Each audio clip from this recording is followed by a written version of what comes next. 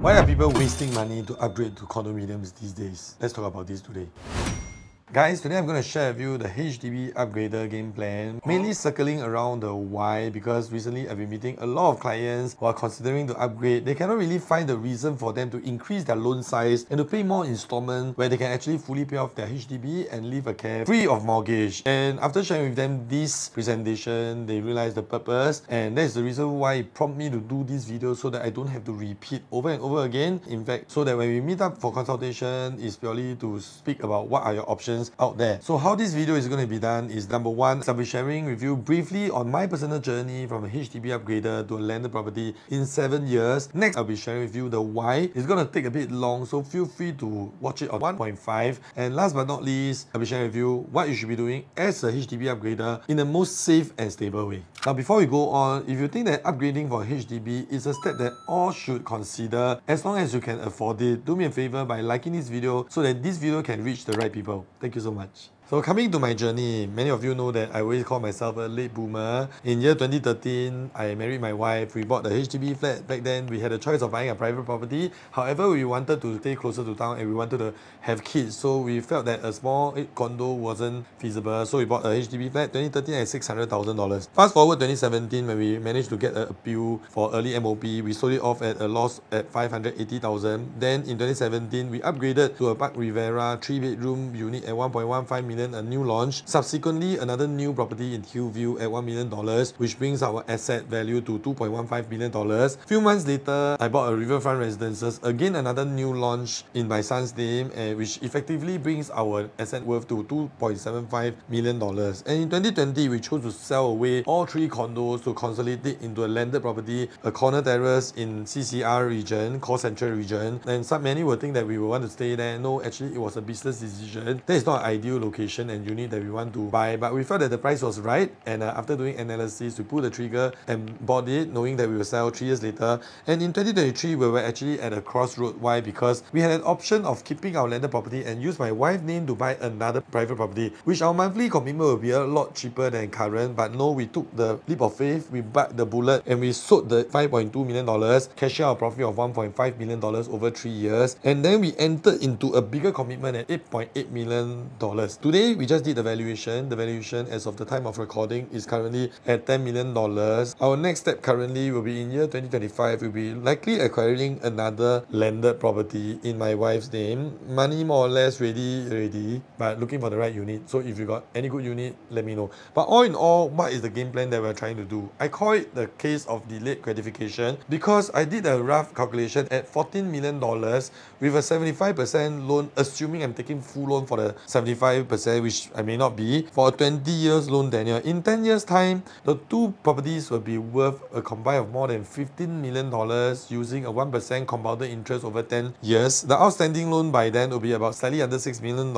I'll be cashing out between $9 to $10 million, and by then, right, my age is only at 53 years old. Can I say that with $9 million, if I can use $1 or $2 million to fully pay off the house that I like and keep $7 million, can I say I have the flexibility of doing what I like when I'm age 53, not having to worry about monthly expenses? And having shown all this, I'm not trying to share with you like how rich I am and all these things. Every month I'm paying installment. Is it painful? Yes. Is it stressful? Yes. I have to make sure that I do well in my business and not do anything stupid in order to maintain this. But why I'm sharing with you this is because I personally seen a lot of people miss out on opportunities over and over again using the wrong data and listening to their friends who are just trying to prove why they're not buying. They're stuck in positions, or eventually they buy even higher just because they listen to their friends who are not buying. And during the next part, I'll be sharing with you all the mental roadblocks and all the wrong advice I've received over the years, and even myself, the mistakes that I made, so that you can make a well-informed decision. Now, coming to the why, I always think that upgrading from an HDB to a private property is a classic form of delayed gratification. Contrary to popular belief that people want the lifestyle and whatnot, I think that selling HDB and upgrade to a condo is so much more than just a lifestyle upgrade. And before we get there, right, first and foremost, we need to understand the HDB life cycle. At stage 1, right, is during the BTO. And during the BTO is when the prices are always the lowest. Why? Because there's a downtime of 3 to 4 years. And the reason why I'm showing you this is because today we all have to know that HDB is meant to be an affordable home for people and not for us to speculate. And you can see before 2013, the price growth of HDB was very worrying, and hence government rolled out a lot of BTOs, and on top of that, they actually introduced MOB 5 years for even resale properties without a loan. Also, the MSR has caused the artificial inflation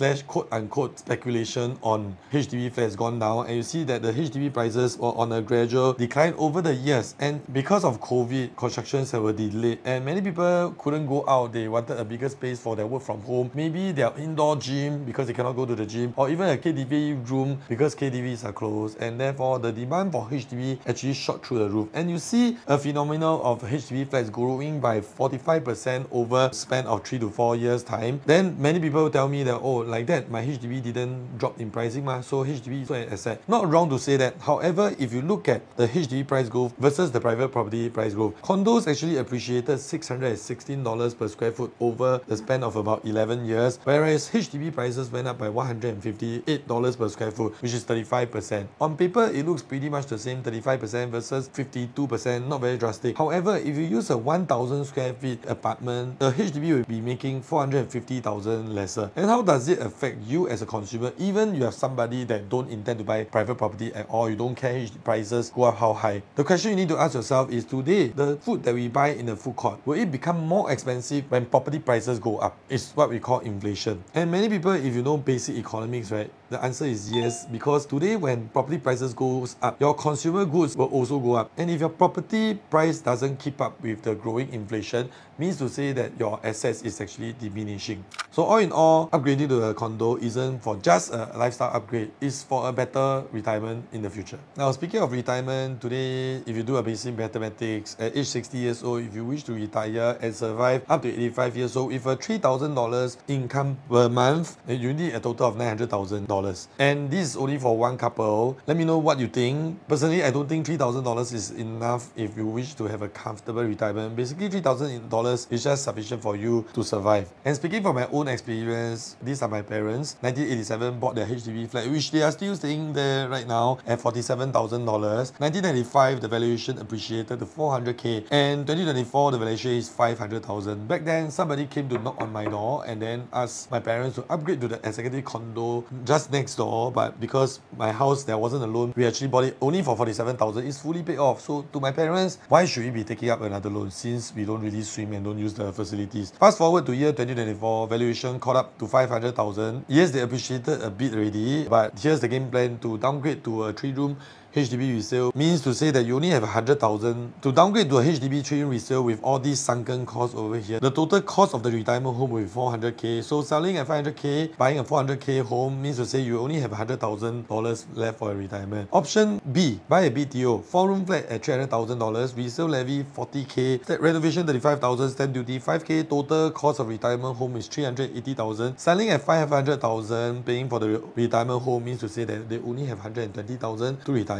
So many of my clients, and including myself, this will be the game plan that we are going for. Basically, in year 2024, you're aged 40 years old, buy a condo at $1.5 million at a 1.5% inflation per annum, compounded for 20 years. At age 20 years old, the valuation would have been $2 million. There will be an outstanding loan of $338,000 at month 240, which is 20 years later. Buy a HDB resale at $600,000, spend $50K to renovate the house, $10,000 for your stamp duty. Total cost of your retirement home is $660,000. And if you sell off your $2 million property, pay off the $338,000 loan, you will have $1.66 million. And after paying for the retirement home, you have a total of $1 million cash for retirement. Do you think this is a better plan? And this is only for one unit. If you own 2 units, how much do you have? Some will say $2 million if you have 2 units, but answer is no, because you only need to buy 1 HDB flat. So assuming if you buy 2 units at $1.5 million, sell both units away at age 60 years old and 20 years down the road, means to say that you actually have $2.66 million. Why? Because you only need to buy 1 HDB flat. not to. And many of my clients who are above 40 years old, during our consult, we even run through with them the timeline, let's say a 15 years timeline, what would it be? And many of them are shocked also that actually you can achieve more than $1 million, even 10 years. However, it really depends on your risk assessment. We need to make sure we do it in a safe, stable way, whereby you will never be in a case where you need to sell off because of financial difficulties. So by now you'll be thinking, Marcus, last time the prices were cheaper, right? That's why the price can appreciate over time. To be honest, that was the exact same mindset I had in 2013 when I bought my first HDB flat. Why? Because I look at the prices back then before when I first joined the industry versus 2013. The prices has already shot through the roof. When I was a new agent, Queen's condo was only like $1.2 million for a 38 plus story unit. At that point on 2013, the prices were already about $1.7 million. In my mind, I was like, wow, am I entering at the highest point? Will I be losing money? Never mind, I just go and buy my HDB, will do already. So if you have fear, absolutely normal.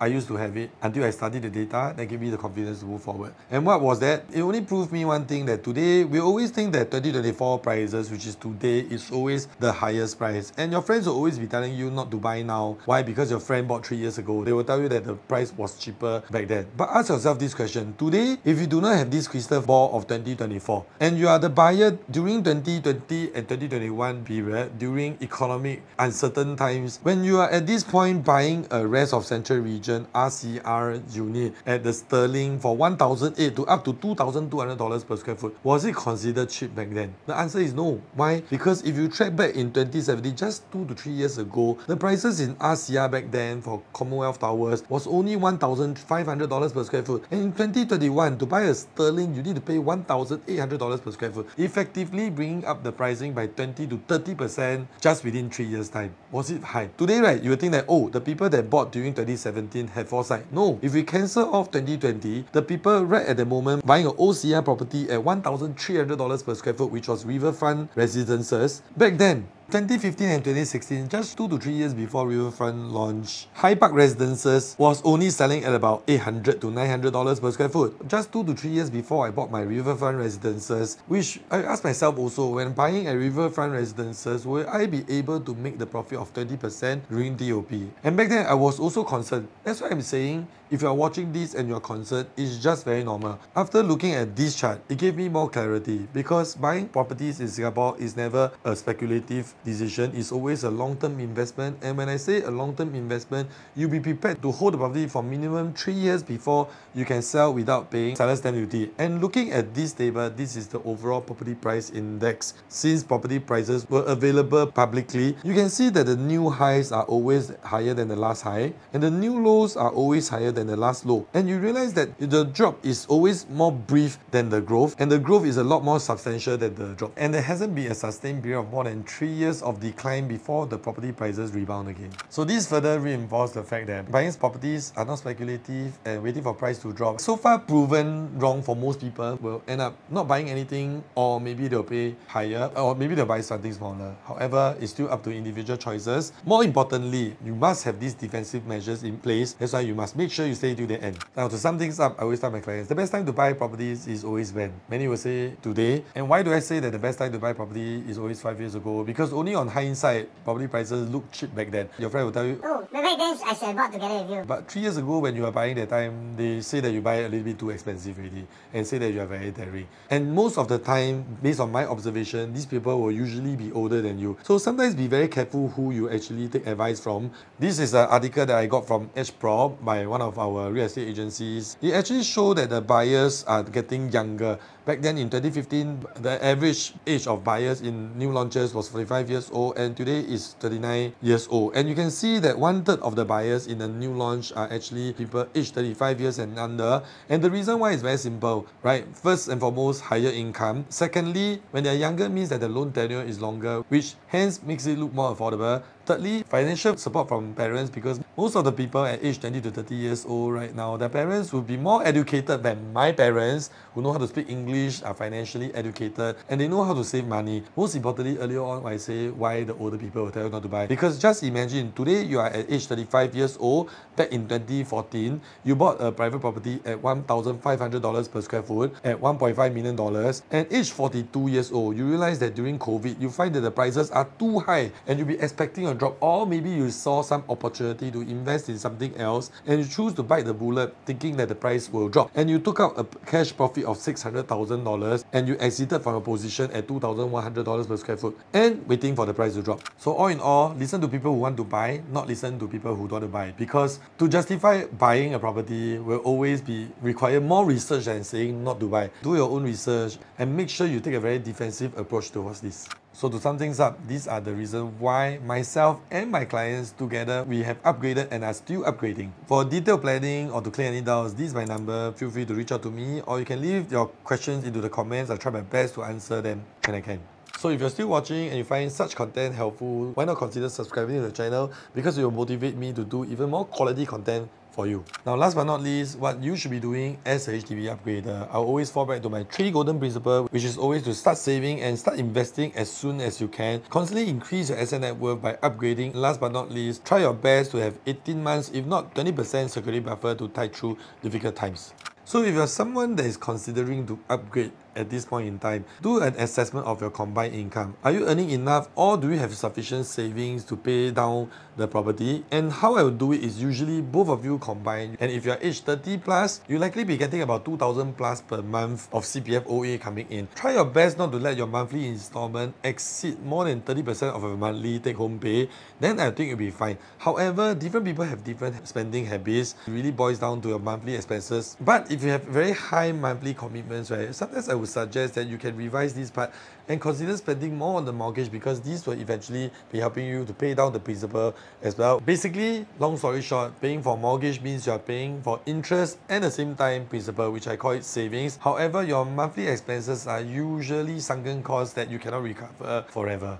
And make sure when you upgrade, do not overspend on renovation. Do not buy because you like it and you pay record prices. Always do an assessment to see whether this property is really worth that price and does it have potential to grow over time. Next, if you're someone that has already sold your HDB flat and waiting for price to drop, this is the most dangerous situation, because you have totally got no hedge against the property market. And you always know that saving or maybe investing in other financial products most of the time will eventually still lose out to the growth of property prices, because buying property, you are always 4x your money, basically paying a 25% down payment to buy a $1 million property. So when the property prices go up by 25%, means to say that you make a return on equity of 100% gross. So find the right property, enter the market. Maybe you are paying a little bit higher, but as we know earlier on, property prices over time, the new highs will still be higher than the last high, and the new lows will still be higher than the last low. Most importantly, you won't even know whether the price will go down at all. So make sure you get yourself hedged in the market first.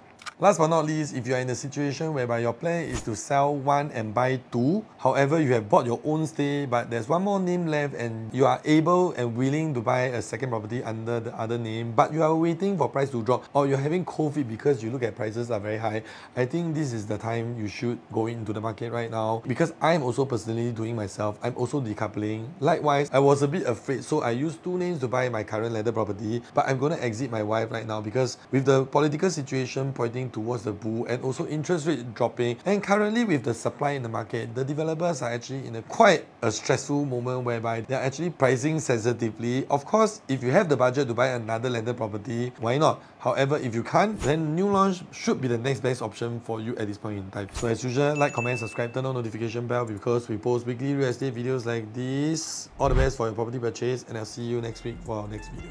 Bye.